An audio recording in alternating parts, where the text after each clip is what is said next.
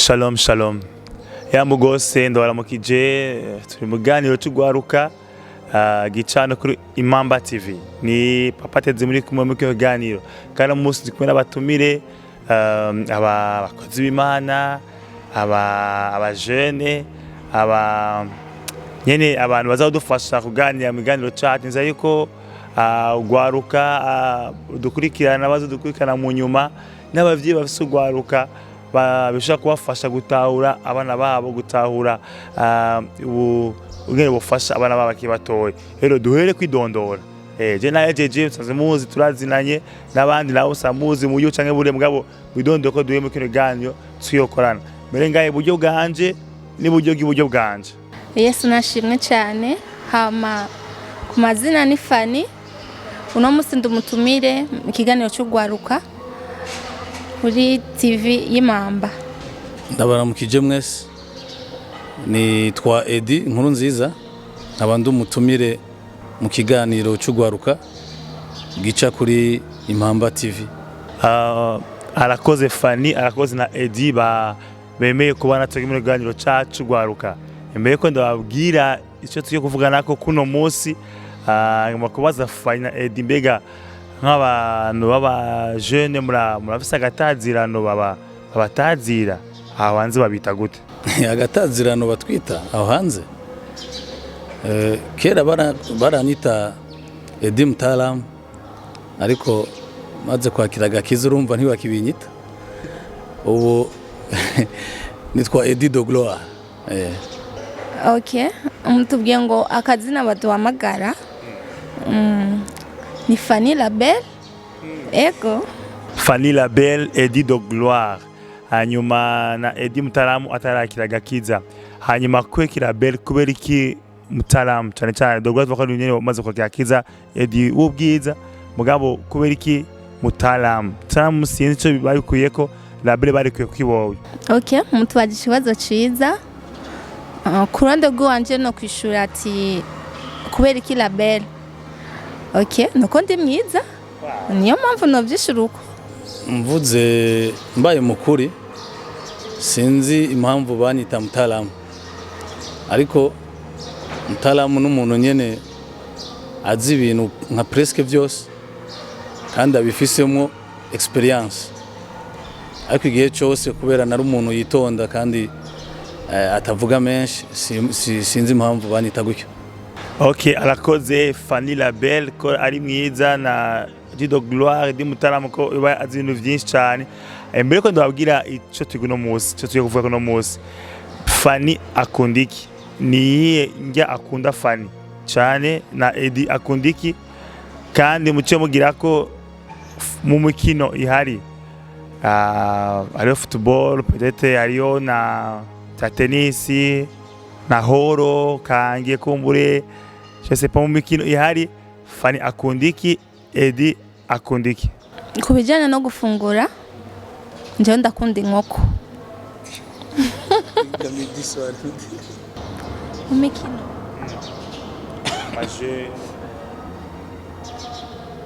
ndakunda gutamba, nibyo numva novuga. Ibijyanye n'imbyino sinzi ko ari kubera amasaha nyene y'iki kiganiro ari saa sita, ariko ibyo nkunda ni byinshi, ariko icyo nkunda cyane ni umuceri. Ama nkaba nkina basket, n'ubu ndacyayikina, niyo sport iri prefere kuri jewe. Arakoze Fani na Edi kuko ibi byadufasha kumenya ko biyizi neza, ubona ko batandukanye. Ubutandukanye bwacu umwe wese washaka kuvyagura cyane kumenya indirimbo ukunda kumbure iradio umviriza. Ubutandukanye bwacu ibyo bitugire twege nyene usanga n'amashwa yacu abatandukanye. Iyo umuntu amaze kwimenya byamufasha kutaguma gusa n'abandi bantu cyane ko arasi akunda n'icyo ashaka cyane n'ibyo mu buzima bwe agomba gushaka arabizi. Tumiganyo cy'ugwaruka rero Edi na Fani hariyo ikintu ndabona tuva kuno munsi. Urukundo ni iki? Turabona umuntu akunda inyama, kumavuza inkoko. Fani nga akunda umuceri nka Edi. Umuntu arakunda arakunda ibiharage, arakunda sport, umuntu arakunda abavyeyi, arakunda abagenzi, arakunda Imana, vyose byitwa urukundo. None mu vy'ukuri urukundo ni iki? Urukundo ni iki? Kugenda cishure neza nobanza kuvuga ico urukundo rutari ku bwanje. Urukundo ntabwo ari emotion, urukundo ntabwo ari sentiment, naho ivyo urukundo gutuma uvyumva. Urukundo ntabwo ari attraction physique, si ukuntu kurugwa no ku muntu ameze. Urukundo ni iki? Urukundo ni uko kuntu nico kintu we exprima igihe watahuye valeur cyangwa agaciro k'uwundi muntu, nuko kuntu vye exprima. Urukundo burya ikintu uha valeur, ikintu uha agaciro uragikunda. Plus ico kintu kigira valeur imbere y'amaso yawe, plus ugira envie yo novuga prendre soin canke kucitaho. Urukundo canke novuga le véritable amour rero. Le véritable amour ni choix. Urukundo uri véritable ni choix. Urukundo ni force. Ni force irekugwa canke iba générée hamwe na décision. C'est ça l'amour. Agaciro k'ikintu imbere y'amaso yacu kaba mesure canke gapimwa nivyo twe dushoboye kuinvestisa canke kudepansa kubw'ico kintu. Ni naco gituma entre guillemets Imana yabonye ko tuvara ubuzima canke tufise agaciro k'ubuzima bwayo, nico gituma yatanze umwana wayo. Kuri jewe urukundo nivyo bintu byose. Igituma navuze ko atari emotion canke iyo sentiment iri profond umuntu yumva mu mutima wiwe, kuko birahinduka. Sentiment wumva mu mutima igendera hindagurika. Rero ushobora kucuvuga ati ngira urukundo rwaheze. Nico gituma navuze ko urukundo ari choix. Muri Matthieu 5:44 Yesu aravuga dukunde abansi bacu, tubagirire neza, tubasengere, tugire iki. Vy'ukuri nta sentiment y'ivyo bi emotion wo kumva igihe ubonye umuntu yakugiriye nabi canke hari ico entre guillemets mufata nk'umwansi. Ariko kubw'ijambo commandement y'Imana dukunda abansi bacu turabikora. Abaroma 13:8 havuga ko urukundo ni acte de volonté. Ni nka choix, urahitamo gukunda. C'est ça l'amour. Kubwanje urukundo sinumva ko narusigura, kuko mu majambo kuvuga ngo urukundo ruvuge mu jambo rimwe biragoye. Sinzi aho murashaka kumfasha. Sinfise ico no bivuga ko gusigura urukundo ni iki. Arakoze cyane Edi, aravuze yuko urukundo mu majambo menshi ko urukundo ari choix, ni decision umuntu afata yo gukunda, bidataye ko yiyumva, ataye ko uko bamugiriye mugabo warahisemo kugaragaza urukundo. Kandi ijambo ry'Imana tuye ko mu gihe twakizwa Imana yashyize urukundo rwayo muri twebwe. Rero urukundo nyene nk'abakristo, nk'abajene b'abakristo uteza ko ufise nyene. Hanyuma Fanira be nawe avuze yuko urukundo nako iyo bisigura. None ni igiki gafari kikwemeza mu bahungu benshi kujya mukunda ari wewe, ari we shwa y'umutima wawe, wamutoye gute? Wandi bahungu benshi bahari ngaha bose ukavuga ati n'uyu turi mu rukundo. Nicyo nakubaje ico kintu uva kuri mu rukundo ni igiki? Ni igiki gafani cyagushoje kumenya ko uyu muhungu bose uyu niwe gwanje? Murakoze cyane kuri ico kibazo. Hama kuronde gwanje novuga ati kugira ngo sobanure urukundo ukuntu ushobora kuvuga ngo mu bahungu bose urya ni ushobora kuvuga ngo niwe muhungu mukundana. Bon, je kuronde gwanje ndashobora kubisigura muri make.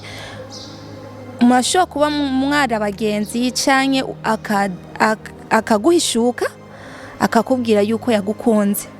Ego ntibisobanuye yuko uca umubwira ati nanje ndagukunda mu uwo mwanya nyene, ariko iyo mwisanze mwarakundanye uravuga ati urya niwe muhungu dukundana. Numva ntushobora kuvuga bajya abahungu bose bari ku isi ngo bajya n'abasheri banje, ariko urya yamaze kukubwira nawe ukumva ko umwemereye, urya niwe uca uvuga ati urya niwe muhungu turi kumwe, niwe muhungu nkunda.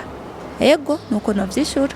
Arakoze cyane Fanny, avuga ati nyine abahungu ubahuka akagushikira akakubaza, hanyuma nawe ukarindira nucushaka kumwishura, hanyuma ukaca nkazo mukundanye. Ni ibintu bigufata na mashitani agufata kumenya ko hati biriwe Fanny, mu gihe umara ukurarindira kwisha umuhungu uri kurakora iki exactement? Igihe umara sinzi biravana, kuko abantu bose twaremwe ugutandukanye. Hariho uwo ushobora gutumbera ukamubwira ati ndagukunda, ugasanga nta gihe kirekire bimufashe kugira ngo aguhe inyishu. N'uwundi usanga bimufashe umwanya akavuga ngo azoguha inyishu, mugabo abafise impamvu abikubwiye, kumbure abafise ibyo agiye kwiga kuri wewe, akamenya ati mbe urya muhungu ariko arandondera by'ukuri nukunkunda cyane afise ayandi maprofi yiwe. Ugasanga bimufashe umwanya, n'uwundi usanga bitamufashe umwanya, usanga bifashe akanya gatoya, mugasanga yaramwemereye. Yego, aro mufata umwanya, mufata akanya gatoya, arabatanga umwaka, amezi 6, 6 mois, kandi bakunze kuvuga yuko umuhungu umuhoga ashotse yemera uyo muhungu yomufata ibisanzwe ko yomenga amutoye ku mukingo acashika amutwara, cyituma cabagara bagibirebire. Abandi bakavuga ati bagiye gusenga Imana bayishurire, ntibatuzi yuko asanzwe aganira n'Imana kugira ngo muri iyo mariage shwa Imana icyumuhishurira. Okay, none Edi birashobora gushika umuntu agakunda hakarimba bavuga kira yuko urukundo rwirukanga mu mitima y'abana kuva ku myaka 7 gushika ku myaka 77. Mami ari ngaho myaka 70 ashaka abajena, ashaka urukundo, atafise ubusuhe, atashaka umugabo, papa ari ngaho myaka 70 yarenze bashaka udugume dukeya.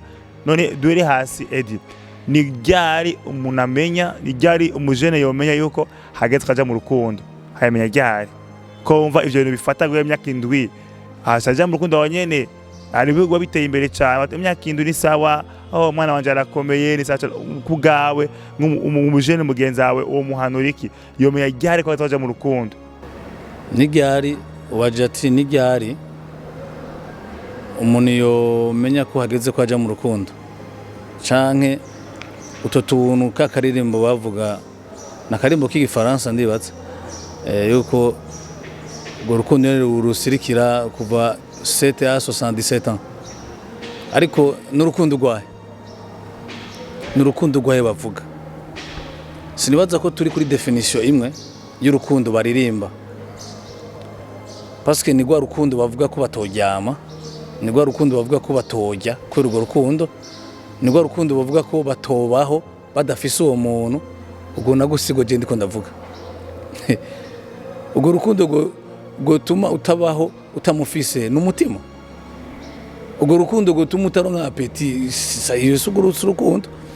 Ikindi naco ivyo biyumvamo, navuze ko urukundo rushobora kugutera wiyumvamo ivyo bintu vy'amasantima canke vy'amaemosio, ariko sivyo bisobanura ko ari urukundo. Ngarutse ku kibazo wambajije ngo ni ryari.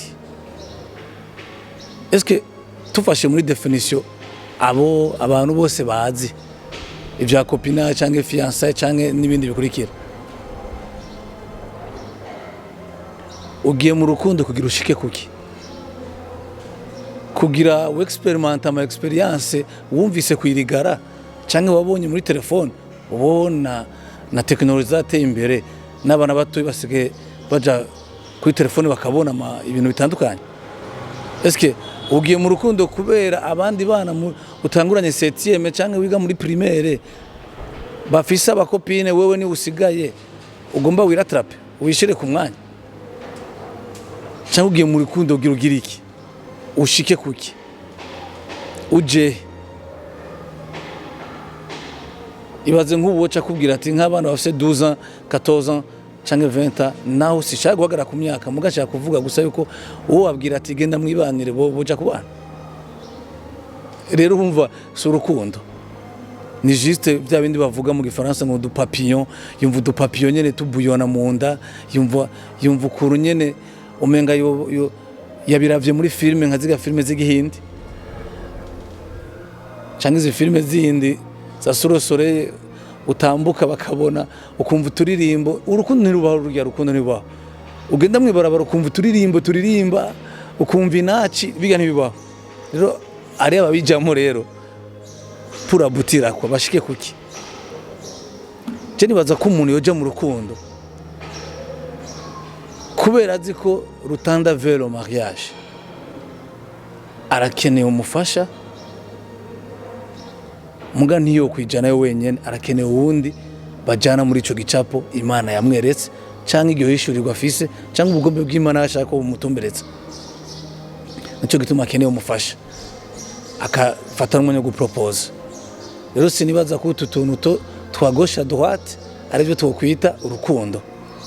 Arakoze cyane gose Edi de Gloire kuba ageze gutanga umuco kuko abibona mu by'ukuri nta muntu afite icyo zose kamaze ko na yuko ugwaruka rwo dukurikirana mu gihe ugiye umwana ati hajya ahantu harugaye ntujeyo ufa kuri kirenge aba yagiyeyo deja zamani umva abajene bakeneye kudekuvura ibintu barashaka n'ingoga aka muganiro cacu abagaruka ahantu ukwiye gushira mu mutu gambere aho ugomba gushika kuki mu byukura jamo ugomba gushika kuki abana batoyi ugasanga 12 13 14 15 16 urukundo kandi ugasanga nta mugambi bafise nukuja mu vyaha bitandukanye wowe ugomba kuja kugura icumba bakuje kugurura ni wowe uzogira ikibazo mu gihe kanaka ko ukurikiza inzozi zawe uzobashika no kwiga neza ucobe kunanira bagomba kubaza ikindi kibazo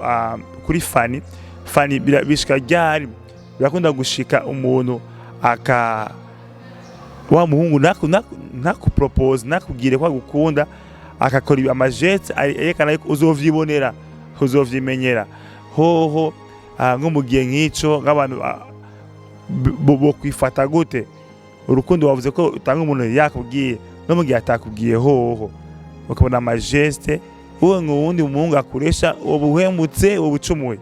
Murakoze cyane hama kuri ico kibazo kubwanje je nari nishuye yuko umuntu ashobora kukwegera akakubwira ati je nagukunze hama inyishu ibisigaye kuri uwo yabwiwe akamenya icyo azokwishura si ari ego canke ari oya. Muvuze ko hari uwundi ashobora kugira gukoresha amajeste canke mu mvugo mu biganiro nge muyaga akaba yaragukunze ariko wewe ntavyakubwiye ariko akoresha ibimenyetso. Simvuze ngo iyo ari umuhungu canke ari umukobwa ngo baca binjira mu rukundo ngo kubera ko habaye ayo majeste oya kuko umuhungu ashobora kubikora gutyo canke umukobwa ashobora kubikora gutyo ugasanga umwe muri abo umwe aramufata nk'umu brother undi amufata nk'umu sister canke amufata nk'umu friend ujya undi wewe afise wewe ibiri muri we yaramukunze mugabo ntabyo yigeze avuga mugabo ujya undi nawe arafise ukuntu amufata umva amajeste yose yokora bivanye n'ukuntu we amufata abibona nk'ibisanzwe nashaka kwiyumvira ati umuntu ari muri gwa rukundo abantu tora twumva abantu bavuga wewe abifata nk'uko yabifashe muri we ko amufata nk'umu brother naho yo mugurira iki wewe kuri we abibona ko ari bisanzwe kwera iki ntavyo yigeze amubwira kwera muri we ntafse kwa kuvuga ngo aramwiyumvira ko nawe ngo yaramukunze wewe afise kunda amufata mugabo hariho n'igihe usanga batabibwiranye atigeze atomora ati naragukunze mugabo ugasanga ajya amajeste ariko arakorera uwundi kumbe ujya wundi nawe nyene yaramukunze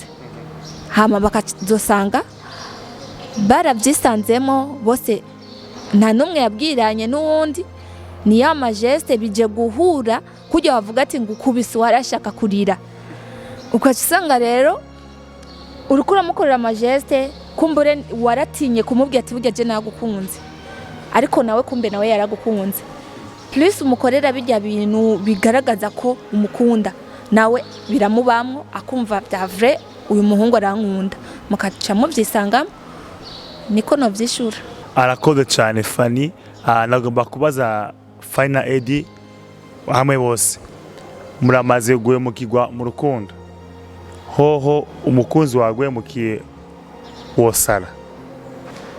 Jewe ku ruhande rw'iwanje sindahemukirwa ego kandi sindavyibaza yuko bizava byoko sinzi n'ingere bimeze hama ngo umukunzi yomeba hama nkasara oya pe sibayeho kubwiwe. Yarabajije yuko umuntu tumaze guhemukirwa mu rukundo sinibaza ko ari muri sanse yo guhebwa canke ningira niwe washatse kuvugamo yashatse kuvuga umuntu akaguheba oya ariko nishuye kuri ico kibazo kindi ngo mbega wosara nk'umwana w'Imana. Imana ifise abana benshi uyagiye rero si bose bagiye kandi Bibiliya ivuga yuko ubwiza bw'inzu ya kabiri buzosumba ubwiza bw'inzu ya mbere kuvuga uyagiye uje ahubwo aza ari meilleur gusumba bijya vya mbere ego ubwiza bw'inzu ya kabiri burasumba ubwiza bw'ya mbere kandi by'ukuri abayagusanganye Yesu n'abagiye mujanye niwe abagiye nyene. Hari kindi kintu ndagomba kubaza kindi mwese babiri mu gihe umuntu avuga ati Imana yakumishuriye Imana yambwiye ni wowe nyene tuzobana hoho umuntu yo kwifata gute ko hagiyemo facteur Imana hagiyemo Imana yadusumuruka ucujugumira ufuka mati ego ndavyemeye wo kwifata gute muri uwo mwanya ati Imana yambwiye Imana yamishuriye Imana yakumbwiye ni wowe nyene na wundi canke mugiye urukundo Imana yahishuriye umuntu urashobora guhera bigapfa kandi ari Imana mwatanga ko ari Imana babwiye? Okay, ngo umuntu arashobora kuza akakubwira ngo ni Imana yamuhishuriye yuko ari wowe uza mubere mfasha kubwanje ntibirambako ariko kubo vyoba vyarabaye ko je ku ruhande rw'iwanje sinumva yuko umuntu yoza kumbwira ngo Imana yamuhishuriye ngo cye nshoka nemera cyahe ngo cye njugumira ngo kubera ngo Imana ngo niyo yamuhishuriye. Twese turasenga amaze kuvuga ko ari Imana kuko hari ababicisha mu nzira atari uko gukunda afise ivyo ariko araguhigako hari ababikora bibicishije mu nzira afise umugambi wo kukononera ubuzima akaza avuga ngo ni umukozi w'Imana akaza avuga ko ari Imana yamuhishuriye. Rero kenshi abantu tufa gutwagwa n'ivyo abantu bavuze ngo ujya n'umukozi w'Imana ngo ivyambari yereka ndavyakiruko kenshi benshi bama baguye mu ngorane kenshi habaho ukwicuza avuga ngo ujya yajambarira ngo ni Imana yavuze baravuga mugasi bose baba barungitswe n'Imana hari ababa birungitse afise ibyo gushakako ashaka kukononera ubuzima amaze guheza kubwonona akacaguta kuko ntabari uwawe by'ukuri aba yaje abesha afise ibyo yarakugombako mu gihe bijye yarakeneye abironse aragenda. Hama ikindi wavuze ngo urukundo rurashobora gufa kandi ari Imana yamuhishuriye sindubaka ntavyonzi sindabizi ko hari abo bishobora kuba byarapfuye kandi ari Imana yaruhishuye mugabo ku ruhande rw'iwanje numva umengo no bihakana kumva ko urukundo gofa kandi ari Imana yarushigikiye ku ruhande rw'iwanje niko numva no bivuga ko sinumva ukuntu ico Imana yo barafatanije ni ikihe kintu cyoza kirutandukanye. Ikibazo ciza cyane yuko umuntu yoza kubwira ati Imana yavuze wow ni sawa vraiment Imana yavuze aho hantu biba bitanguye neza vraiment. Mugabo Imana nayo ntivuga ku ruhande rumwe, iravuga no kwindi kote. Ya n'umuntu yori nawe yo mu mwanya naho yoba atari umuntu yumva Imana cyane entre guillemets, at least Imana izo mukomunika. Imubwira tuyo yaje kukubwira gutyo ni wowe. Après tout si Imana izobana n'uwo muntu ni wowe uzobana nawe. Ikindi nico uvuze ngo eske ibintu vyopfa kandi Imana ariyo yabitanguje? Eske umuntu wawe vyohagarara kandi Imana ariyo yavuze? Ari ugombe bwayo uko mubana? Bibiliya avuga ngo Imana atari yubatse inzu abayubaka bayubakiye ubusa. Ariko naho biruko Imana ari ikintu yaduhaye citwa volonté, citwa ugushaka. Imana yashobora kwereka, nico gituma yabwiye abanyisirayeli ati je ndabashize imbere ubugingo n'urupfu, mugabo ndabasijera cyangwa ndabahanura guhitamwo ubugingo mubeho. Imana yagushobora kubahitiramwo, ariko yarabashira ibintu bibiri atihitamwo. Yakoretse umuntu w'umugisha kuri wewe, umuntu wa destiny yawe, ariko kubera ubwoko avamo, cyangwa kubera eglise asengeramo, cyangwa kubera intara, cyangwa kubera yize amashuri menshi, cyangwa atize amashuri menshi, bikaba intambamye yo kuvuga no. Ugasanga uyu yari gwawe kandi Imana ko yabipanze, ariko kubera volonté Imana ikurekera urahisemwo, kandi Imana ntigukondana, ibizokurikira uzokwimenya. Gusa ari ikintu ntigira nibaza ko sanangaje kemwa abarongozi banje ntibarimo muri kino kintu ngomba mvuge yuko Imana yakwandikiye umugore umwe gusa. Ico kuri je ndagifise ko makenga, kuko umugore ashobora gupfa none urongo yuwundi umva Imana iba yarakwandikiye umwe. Shaka kuvuga iki? Shaka kuvuga yuko nimba uwo muntu ari uwawe uwo gahitamwo kumwana, peut-être Imana irafise abandi bameze nk'uyo nyene yagutore bakiri ngaho benshi uzohitamo. Kandi nukuvuga ku Mana prambe ntigera iba nabi, kuko ku bantu niho bavuga ati ko plan A yanse reka cemfa kurondera plan B, basi uwihuta. Oya, plan B yamiri meilleur ku Mana, kuko Imana iri hejuru, vyama biri hejuru ibintu vyayo nyene. Rero kugira ngire nka conclusion, urashobora kutabana n'ugi Imana yavuze ko mubana kubera we wahisemwo. Ni nko kubwira umuntu ati Imana yakwandikiye kuzobaho, ariko umuntu agahitamo kwiyahura. Ni kuvuga si ubugome bw'Imana, ariko umuntu yahisemo kuri ni volonté yiwe. Ni Imana rero yo kubwira ati uniwe wo gahitamo kuvuga ati genda mwanse kubera impamvu nini. Nico gituma ndavyemeza ko bishika. Harakoze cyane Eddie de Gloire na Fanny Labe turi kumwe hano hantu mu gano cyacu gwakanizeye ko abajiro katumviriza n'abandi basabaje n'abandi bakiri bato bazokura bavyumvirize babashe kumenya uko bokwitwara muri kino gihe. Mu gusoma mu vyagezwe 28 hariho imihezagiro bava ku bantu bazokuba Imana. Mu mihezagiro bavuga hari muhezagiro wo kuzohezagira uruvyaro rw'inda zacu zohezagirwa. Uwo muhezagiro usomye gutyo uri umuseribateri bwa jewe n'ibyo n'ibindawe mwe muheza gufatana mariage. Nico gituma choix Imana yosezeranye mariage kona ko hageze ko ushaka, hageze ko wubaka kuja kondera umufasha si Imana izo mukondera wowe nyene uzohaguruka ugende bagutera kadobo wakiyakire bagutera kadobo bandanye nyene nawe uravyumva nyene. Nimba Imana yavuze mu byamezage yuko muduhezagirwa mu twato twanyu mu ndimiro zanyu bayifatanye n'imirima tuzoronka, amatungo zoronka, amasho zo dutunze atanye ahantu urukorera kandi akantu kwa ugenda gusaba akazi. Imana guhishuri ariyo pare yawe icyo ukwiye kuja gukora ariko atumviza rero pare yawe ukwiye kuyikora hamureka Imana ikore pare yayo. Hanyuma akabazo gashira kanyuma agomba kubaza Fanny na Eddie, mu rukundo twogarukirizahe? Abaje bari mu rukundo bogarukirizahe? Amaboko yabo yogarukirahe? Imino yabo yogarukirahe? Mbega amakaresi areme mu rukundo nk'abimana abavuzwe akabaririmbye? Iyo minwa nyene murimbisha mu sengero, mbega amatirangi areme mu rukundo? Mbega amaboko yabo yogarukira hehe mu rukundo? Mugarukira hehe? Aho mwicara ni hehe? Ma question ikibazo cyane nico kishiri cyanyuma muri kigara cy'ugwaruka.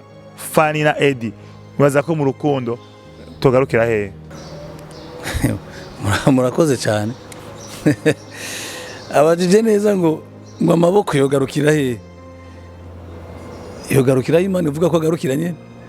Iyi mino yacu nayo ngo yogarukira he?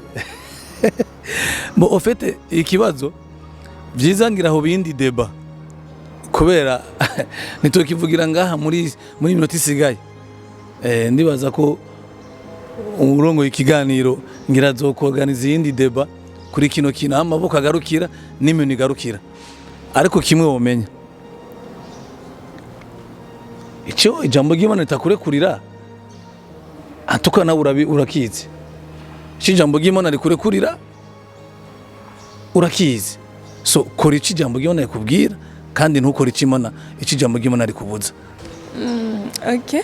Hama nanje kuri ico kibazo nanje ndagifitiye kuvuga ngo amaboko yogaruka. Nanje mbaza kwanza ikibazo ni mu bantu bakundana bari mu rukundo ruwe, aba bana canke aba jeune? Nukuri ntavyonze. Ego niyo nishunota. Eddie de Gloire avuze yuko tukiye kubanda kino ganiro hano hantu haragoye kugura, mugabo tegeza kugura nk'abana b'Imana uko benshi bajene bakora hapfira mu rukundo wabarimo aho bageze hose. Ntibirabanguri ukoze Imana uvuye mu masasha 3 jours utanguka tu.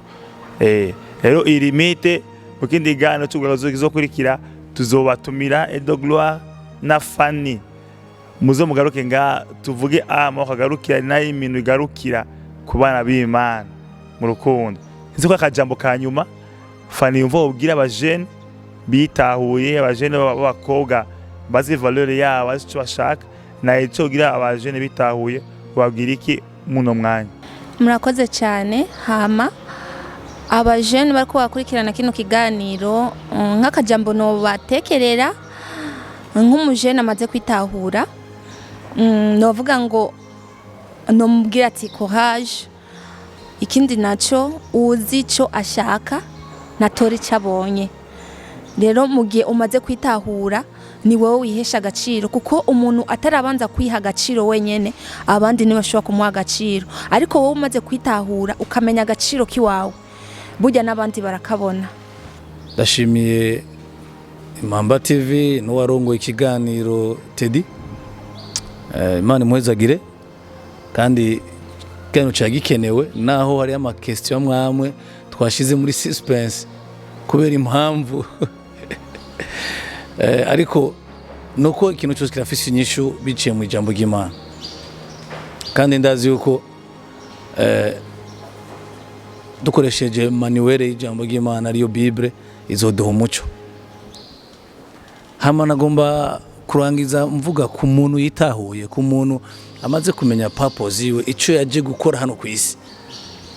Uyo ararondera n'uwo bajana mu rugendo. Hama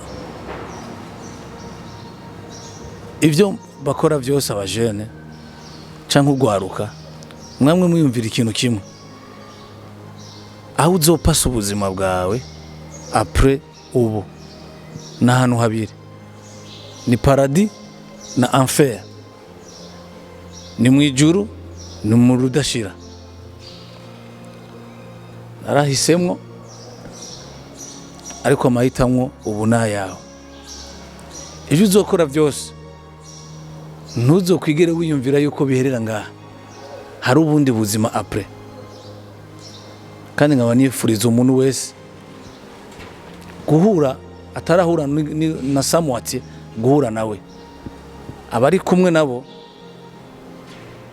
Imana ibashoboze kugira bashike kuri mariage, ariyo bita ceremony.